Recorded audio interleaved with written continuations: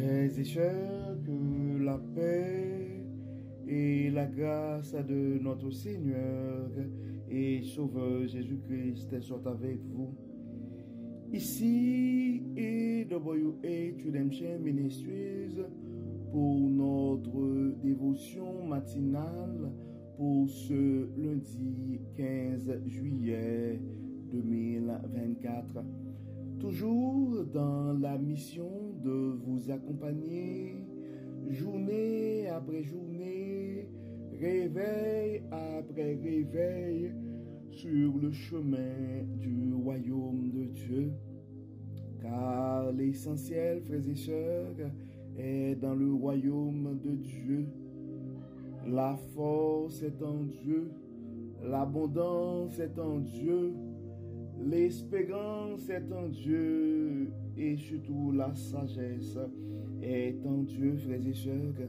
C'est pourquoi nous nous répétons à chaque instant, à chaque occasion, cherchons d'abord le royaume de Dieu et sa justice, et toutes les autres choses nous seront données en plus. Bon réveil mon frère, bon réveil ma soeur, que le nom de l'Éternel soit béni, que le nom de l'Éternel soit exalté, que le nom de l'Éternel soit glorifié, car il nous a permis de nous réveiller ce matin. Il nous a permis d'être parmi les vivants ce matin. Beaucoup n'ont pas survécu cette nuit, frères et sœurs. C'est pourquoi il y a toujours une raison pour rendre gloire à Dieu. Car la parole nous dit en Psaume 150 que tous ceux qui respirent louent l'Éternel.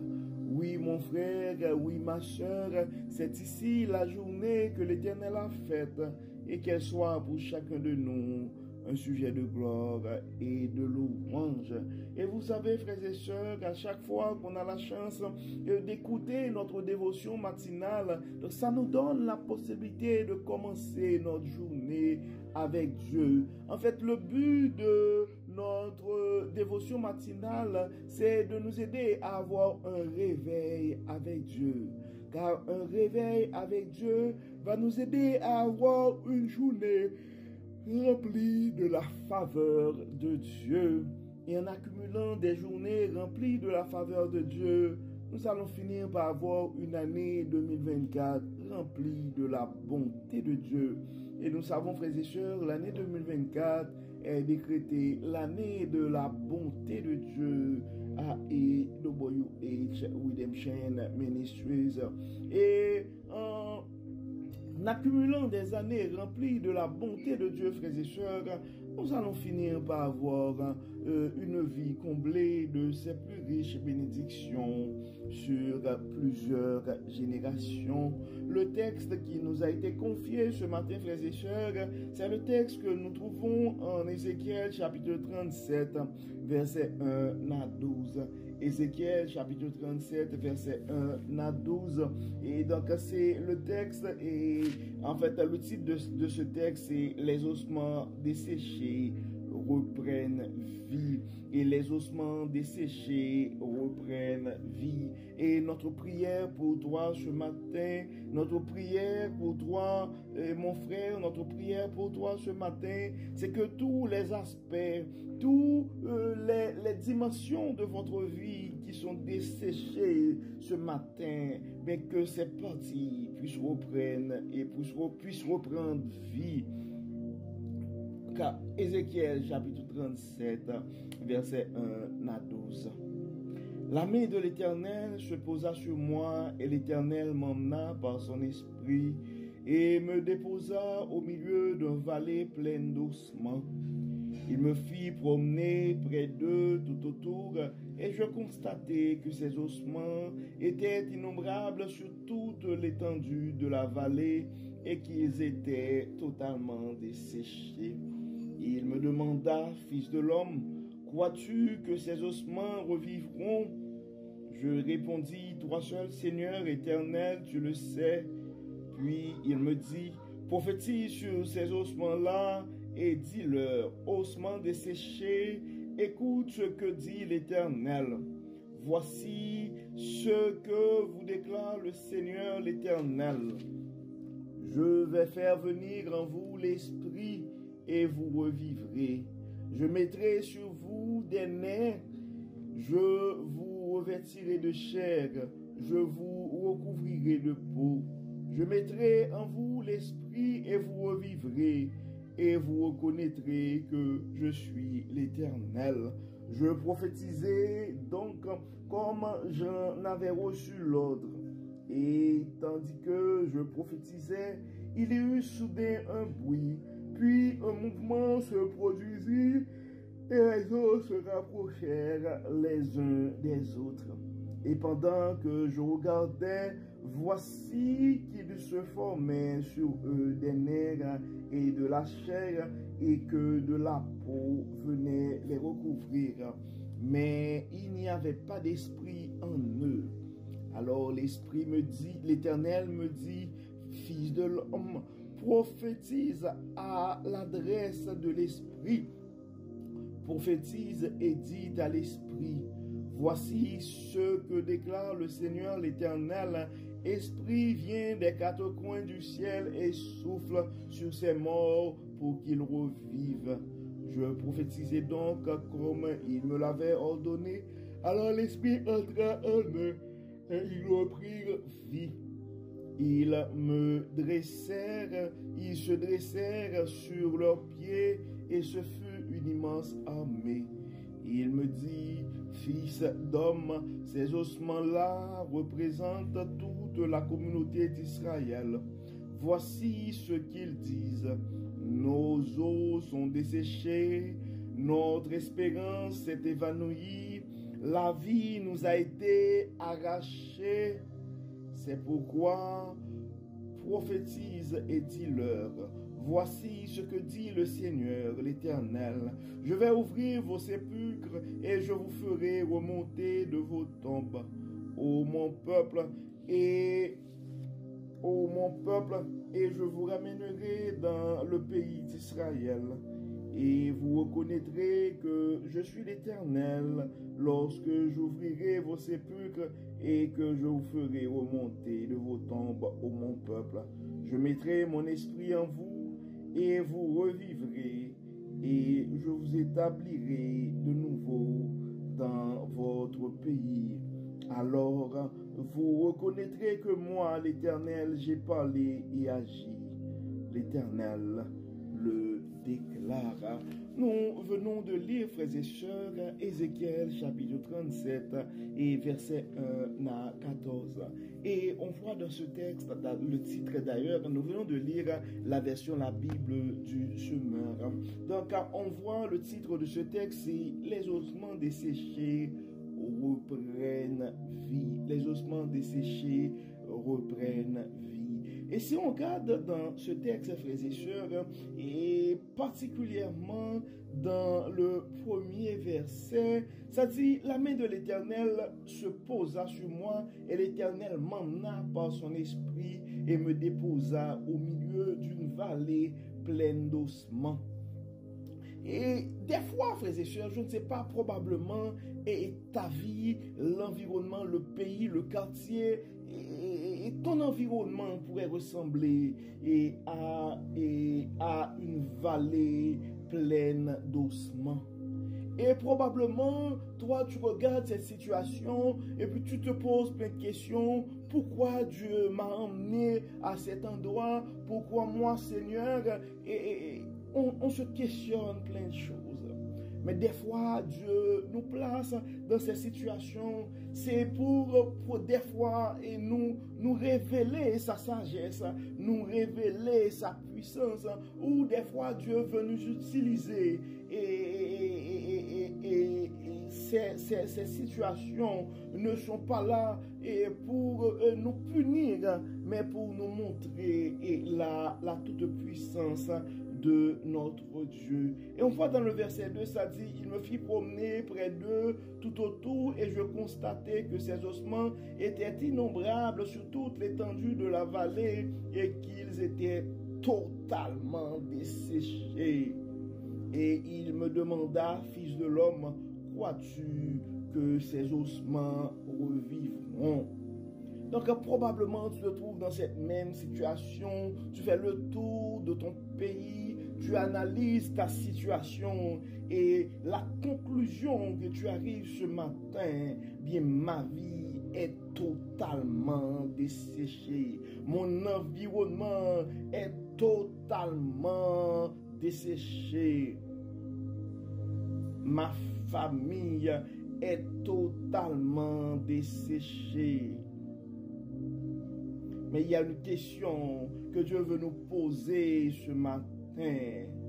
Verset 3, il me dit, il me demanda, fils de l'homme, crois-tu que ces ossements revivront? Donc la question que nous avons à nous poser, ou que Dieu a te poser ce matin, mon frère, est la suivante. Crois-tu, mon frère, crois-tu, ma soeur, que le Dieu de l'espérance peut changer l'ordre des choses dans ta vie présentement? Et crois-tu que le Dieu de toute puissance peut renverser ta situation ce matin? Penses-tu que le grand Jéhovah Jireh, le Jéhovah Rapha, tu penses que ta situation de santé peut dépasser l'omniscience et la toute-puissance de notre Dieu? C'est la question à nous poser ce matin. Face à ton impasse, face à tes questions sans réponse, face à tes inquiétudes. Donc nous pouvons à notre manière, nous avons à répondre à cette question aussi. Il me demanda, fils de l'homme, crois-tu que ces ossements revivront? Je répondis, toi seul, Seigneur l'Éternel, tu le sais. Toi seul, Seigneur l'Éternel, tu le sais. Est-ce que toi, ce matin, tu penses que notre Dieu de toute puissance, notre Dieu de l'espérance, peut redonner vie à ta relation ce matin, peut refaire et peut redonner vie et à tes membres ce matin, à tes organes, peut donner vie à ton entreprise ce matin, peut donner vie et à ton quartier ce matin. Verset 4, puis il me dit, prophétise sur ces ossements-là et dis-leur, ossements desséchés, écoutez ce que dit l'Éternel.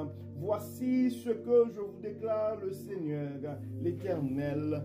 Je vais faire venir en vous l'Esprit et vous revivrez.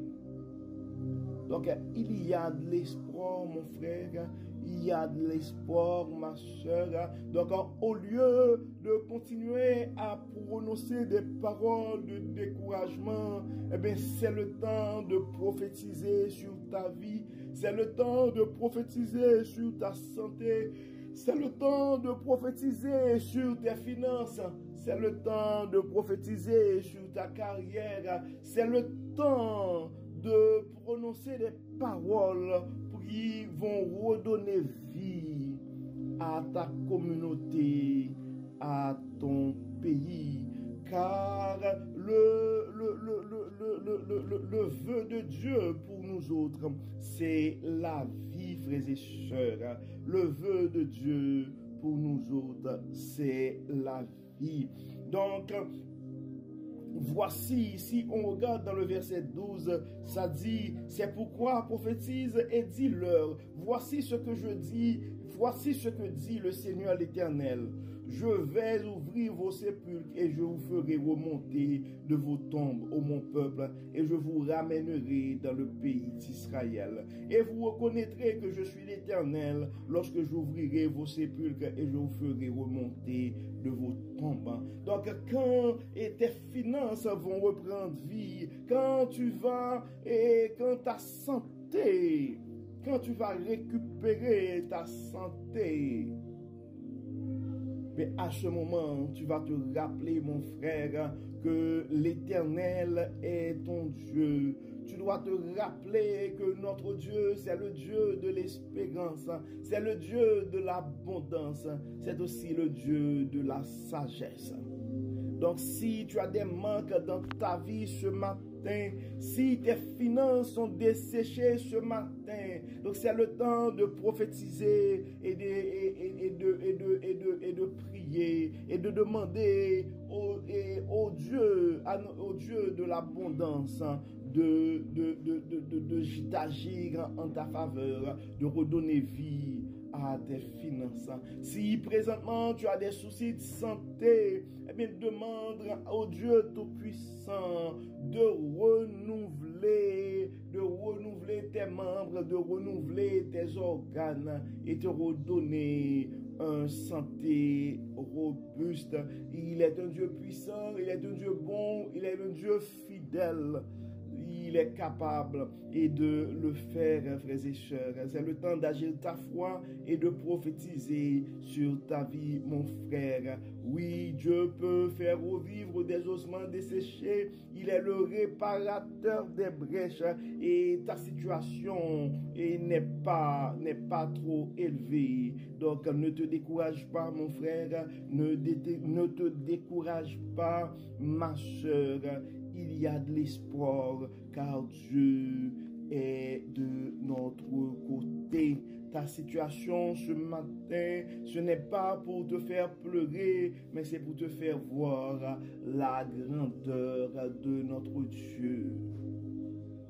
Nous allons, comme d'habitude, prier, frères et sœurs. Nous allons prier pour nos frères et sœurs qui sont malades. Et nous allons continuer à prier pour ces deux familles qui ont été victimes et de cette explosion. Nous allons avoir une pensée spéciale aussi pour notre sœur Muriel Lecomte qui n'arrête pas de demander de prier pour elle. Nous allons prier aussi pour notre sœur Islande Kersin et d'autres frères et sœurs qui sont en train de vivre des situations assez délicates, soit au niveau de leur santé, soit au niveau de leur famille, soit pour des projets de vie. Et nous avons des frères qui cherchent un emploi. Nous avons notre jeune frère aussi qui a été hospitalisé, mais maintenant il est chez lui. Nous allons continuer de demander à Dieu de bénir et d'avoir un regard favorable sur ce jeune frère et de l'aider à concrétiser ses rêves et dans la vie. Dieu clément, Dieu tout-puissant, nous te rendons grâce pour ton amour, nous te rendons grâce pour ces paroles d'espoir ce matin. Merci Seigneur de nous révéler à travers ta parole. Merci de nous rappeler que tu es le Dieu bon, tu es le Dieu grand, tu es le Dieu tout-puissant, tu es le Dieu qui peut redonner vie à nos ossements desséchés. Dieu clément, nous remettons entre tes mains chaque frère, chaque sœur qui nous écoute ce matin. Tu connais leurs adresses, tu connais leur situation, tu connais leur vie, tu connais leurs inquiétudes, tu connais leurs requêtes. Nous remettons spécialement entre tes mains notre sœur Muriel Lecomte, notre sœur Islande Kersin. Tu les connais par leur nom, tu connais leurs adresses, tu connais leurs soucis, tu connais leurs requêtes, tu connais leurs besoins.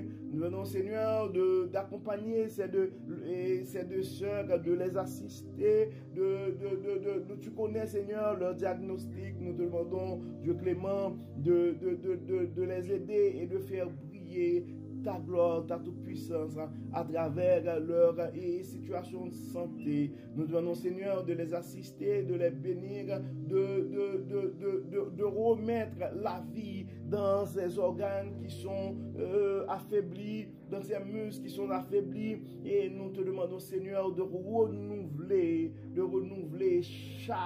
chacune de leurs cellules, Dieu clément. Dieu clément, nous remettons entre tes mains ces deux familles qui ont été victimes de cette explosion. Tu connais, Seigneur, et face à cette situation et toute la situation de leur vie, nous te demandons, Dieu clément, de continuer à les assister, de continuer à les protéger, de continuer à les soutenir. Nous savons, Dieu clément, tu es un Dieu bon, tu es un Dieu fidèle. fidèle et tu as un projet pour chacun de tes enfants. Nous remettons les parents et leurs parents entre tes mains. Nous remettons entre tes mains et ces deux enfants aussi qui ont été victimes et de cette explosion. Et Dieu clément, tu es le Dieu de bonté, tu es le Dieu de l'abondance, tu es le Dieu de l'espérance.